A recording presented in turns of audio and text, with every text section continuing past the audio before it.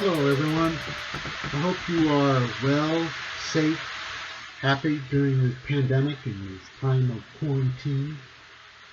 I'm going to give a shout out right off the top to all the first responders and the people that are essential workers. I think we're all essential workers, but there are some that life would be very, very difficult if they weren't out there helping the public and taking care of us. Things like that. Um, the doctors, the nurses, all of them, all of them. I've had to do some physical therapy this week and last week. Uh, Pulled a muscle in my left shoulder, and I have no idea what's going on with it. But they say I have a touch of bursitis, which is a little bit of a swelling. So it's been hurting quite a bit. But thank God for the physical therapists. I mean, they're all being very, very safe and very careful. They have masks. They constantly are cleaning and sanitizing, disinfecting, going crazy. And even some of the restaurants, the few restaurants I do go to right now, are doing a lot of cleaning, and the stores that I have to go into are trying to clean. If you don't want to wear a mask, fine, stay home. But if you go out into the store, you really should wear a mask.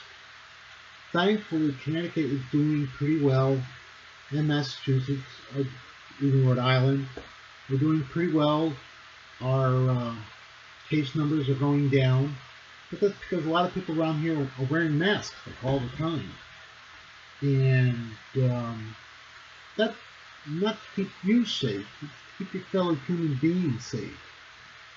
So please, just be conscious, be nice to people.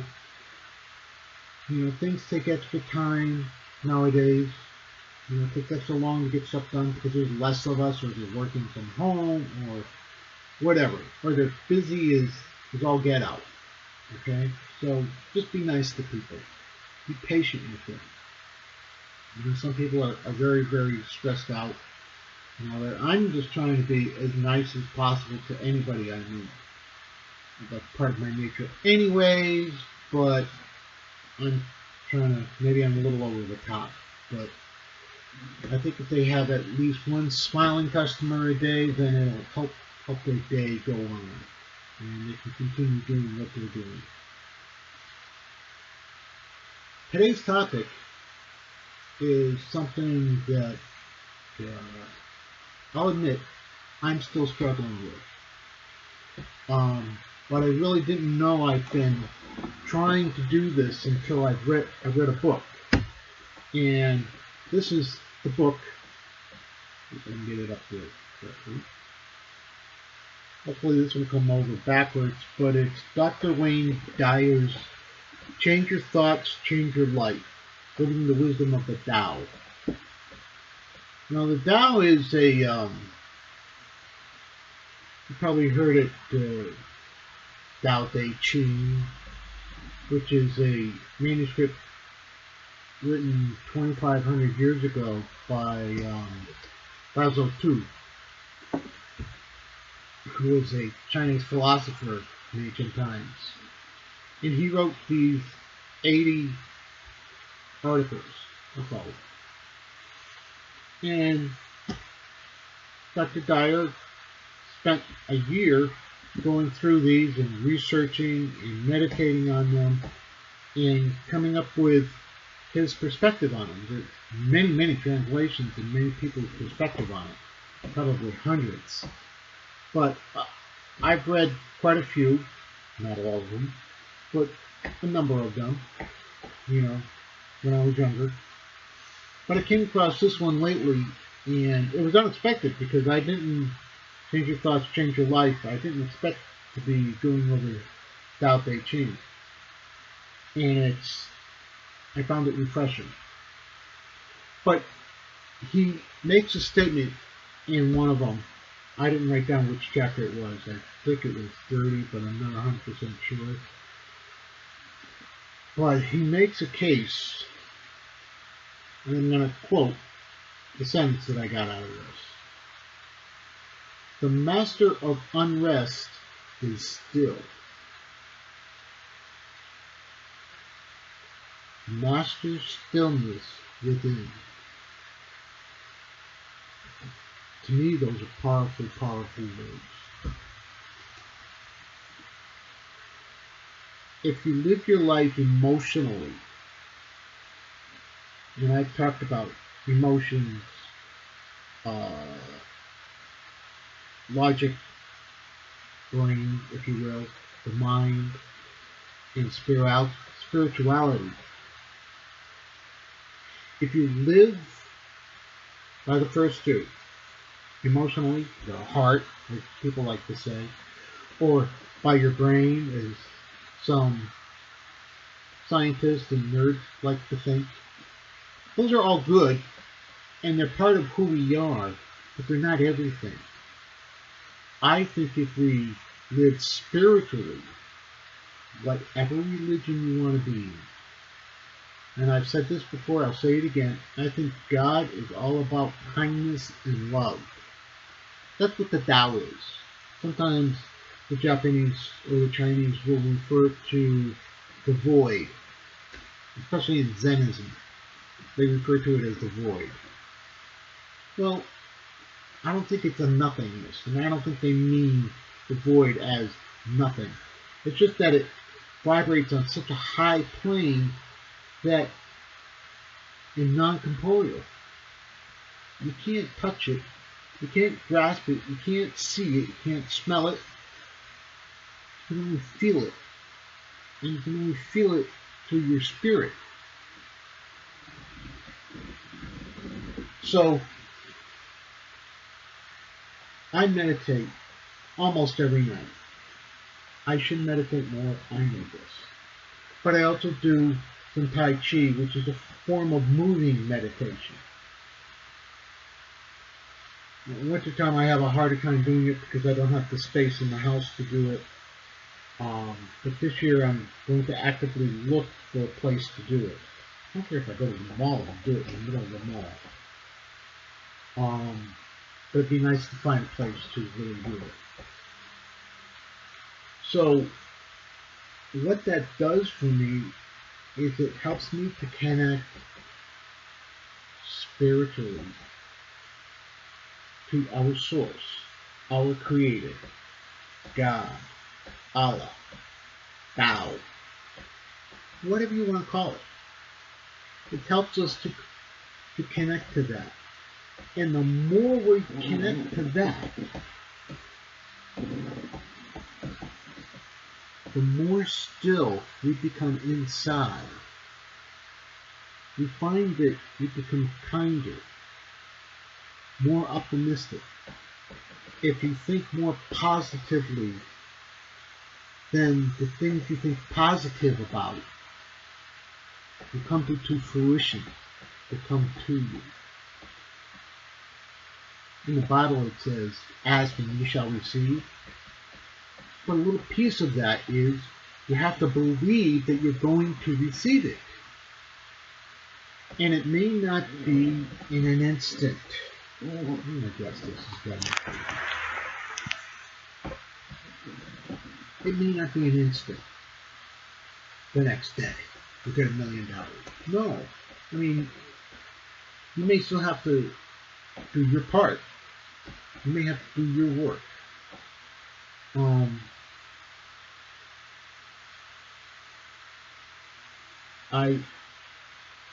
Little example. I was in a job for 14 years. It was a good job. I liked it. One of the problems I had was I wasn't getting any raises. I got one, maybe 2 raises in the very beginning, and nothing for over 10 years. But while I was providing for my family, it wasn't getting me anywhere.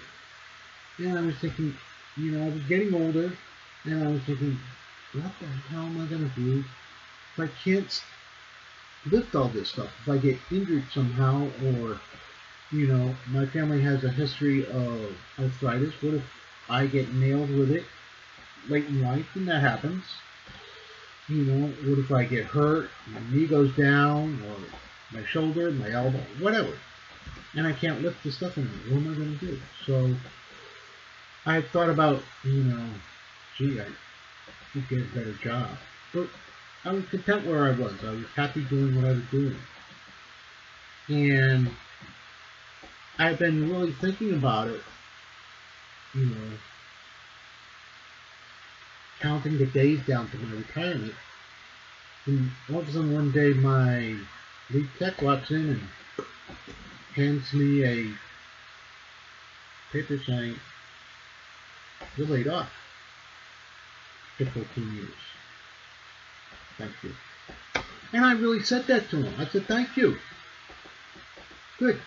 Pack up my stuff and I was out of there. Boom, boom, boom. I had one box and a couple of things. I'm a computer tech, my day job. And then shortly after that, 3, 4 months later, I was perusing jobs and things, and a job came up. I interviewed for it. I liked the interview. I had done many interviews before that, and a lot of places I went, no, I don't think so. And I ended up doing 2 interviews, and they both accepted me, almost at the same time, one right after the other. And I had to make a decision. One was driving around site to site, and I hadn't heard a lot of good. I didn't hear bad, but I didn't hear any good about this particular company. But the other company, I heard some good things on. Matter of fact, there was one company that I interviewed for, they accepted me, but the problem was that they changed their tune. They said I was going to be up in Springfield, and then all of a sudden, I'm supposed to be down in Waterbury. It's like, wait a minute, I went from 15 minutes away to an hour and 15? No, 2 rounds. I said no. They weren't happy with that. He was like, "You changed your tune. Give me the original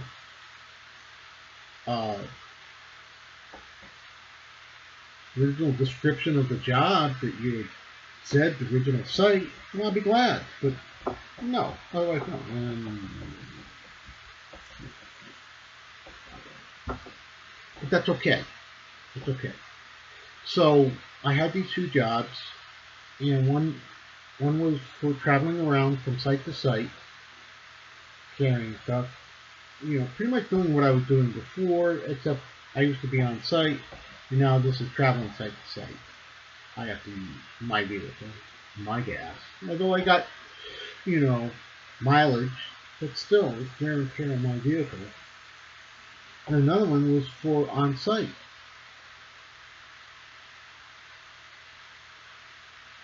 I kept the on site visitor. It ended up being much better in the long run. I still had to schlep some stuff around, but I was on site, and my boss was a fantastic guy. Some of the people I worked with were really, really nice, and they gave me some projects to do. I did really well on the projects. I had great team members, I have to say. The people that signed up to do it with me, I had 3 or 4 people, and they were fantastic. They made me look so good, and I was so happy about it. But I also put in my time, too, to get the project done, as it should be. And so then they put me on this other project, and it turned out to be great. I could work from home. This is before the pandemic. I could work from home. And then they said, "We want to bring you closer to Cigna, so we're going to bring you to our contractor, another one." I jumped at it. Sure. Absolutely.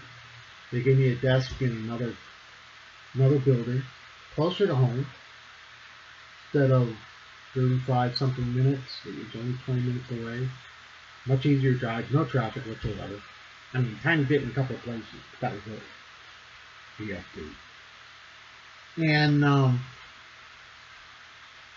then they said, oh, you can work from home. Just come in once, twice a week. Before the pandemic. Last year. Late last year. I was like, okay, I'm happy with that. So I used to go in on Friday, sometimes Thursday, Friday. And then the pandemic hit, and they went, you know what? Stay home. I'm working from home. To me, that's God-given. That God planned working out in His time of something that I asked for. And I didn't know how much I really desired it. So if you really want something, ask for it, but believe it will come about at one point or another. But getting back to stillness, trust me, folks, it ain't easy. I get it. And sometimes it seems like I'm being non-emotional, because I'm trying to stay in balance, centered. We talked about that last week, staying centered. Part of staying centered is finding that still place to where you're reacting spiritually, not emotionally. I don't get it all the time. Sometimes the emotions just simply take over. But I do my best to come back and be at that still point. And again, it seems like I'm being non-emotional, and I apologize for that. But doing the meditations and realizing that you're a divine being, you're a piece of God. There's a God in you, and there's a God in me, and God in everybody around us, and everything around us. Because God created all this. He wants us to be happy. He wants us to be abundant, to expand our boundaries, to expand our minds, our hearts, our spirits. He wants this for us. So folks, I'm not going to tell you what to do. I found meditation very helpful for me. I do a kind of a combination of Zen. Find one, pick one that works for you. The reason I do Zen is I did a Japanese martial art for years, and when we started doing some meditations in there, when I was getting up there in rank, it was Zen meditation that we were doing. So I do a lot of concentration and breathing, and that's my time of prayer too. For me, God doesn't need a special place. He doesn't need a church. He wants to be with you every single moment, and that's why you have to stay in the moment. We'll talk more about that in another podcast. So folks, even if you just do prayer time, 20, 30 minutes, whatever works for you, and meditation, some type of meditation, you should do, I suggest, do some type of spiritual time for yourself every day, or almost every day. I might miss a day a week, because by the time I get done with my day, I've got no time. I'm exhausted. I'm pooped. So folks, be safe, be well, be happy, be healthy. I have another music clip after this. I hope you enjoy it. Thank you for watching. Take care of yourself.